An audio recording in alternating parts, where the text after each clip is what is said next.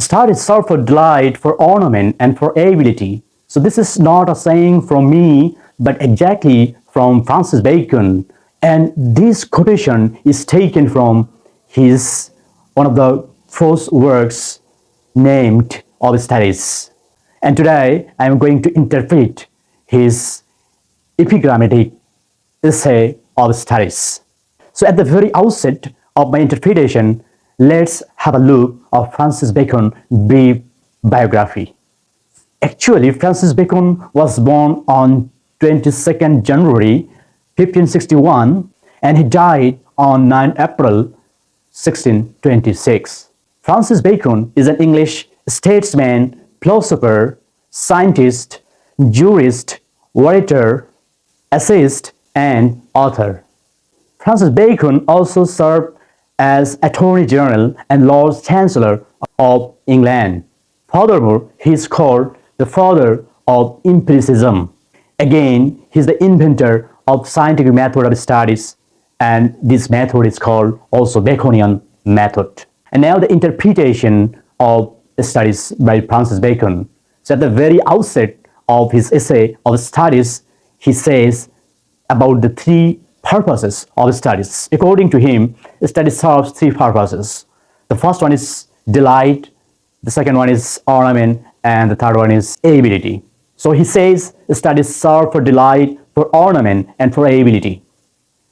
And he again says when delight comes, according to Bacon, delight comes in privateness, in the vacant hour. If a man studies his choiceable book, then he would derive pleasure out of the book. And ornament is expressed in discussion.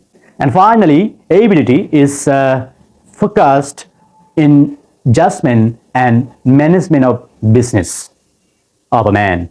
Next, Francis Bacon talks about how to take studies. According to him, spending too much time behind studies is laziness of a man. And using studies too much for refinement is affectation or false behavior of a learner. Moreover, judgment totally by the rules of studies is humorous or comic.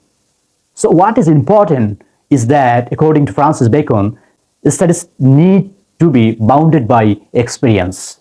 Next, Francis Bacon says about different pupil approach to studies. To his observation, captive man contempt studies or hate studies, and simple man admire studies, but wise men really use studies in their real life. At the same time, Francis Bacon says that reading should not be for contradiction, nor to bleep or groan, as well as discourse or talk, but reading should be for weighing and considering. Then Francis Bacon says about the selection of books.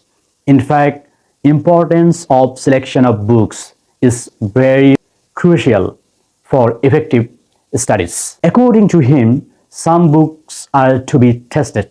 That is, they should be read only in parts, not completely or wholly. Some books are to be swallowed.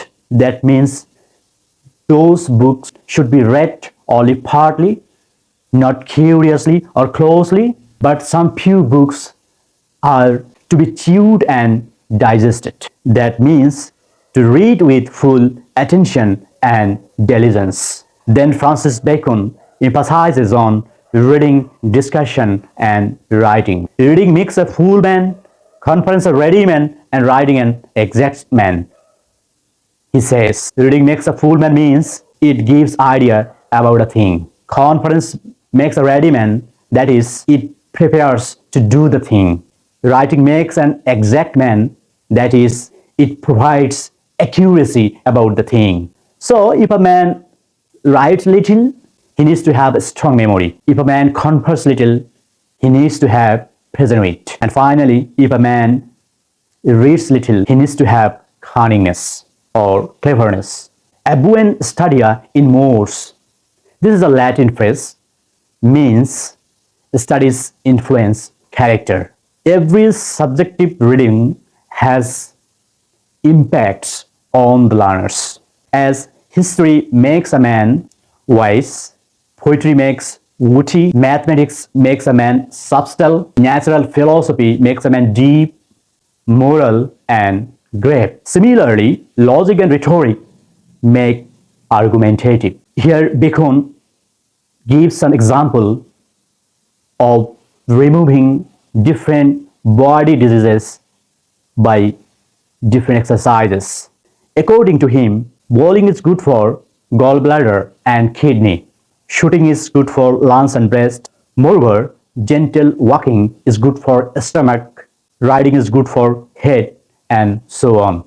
As different body diseases can be removed by various physical exercises, similarly, different mental defects can be removed by proper studies. According to him, mathematics can remove wandering of mind. Schoolmen can remove undistinguishing of mind.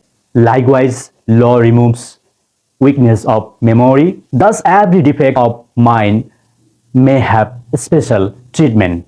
And finally, the moral or lesson that can be extracted from all the studies of Francis Bacon.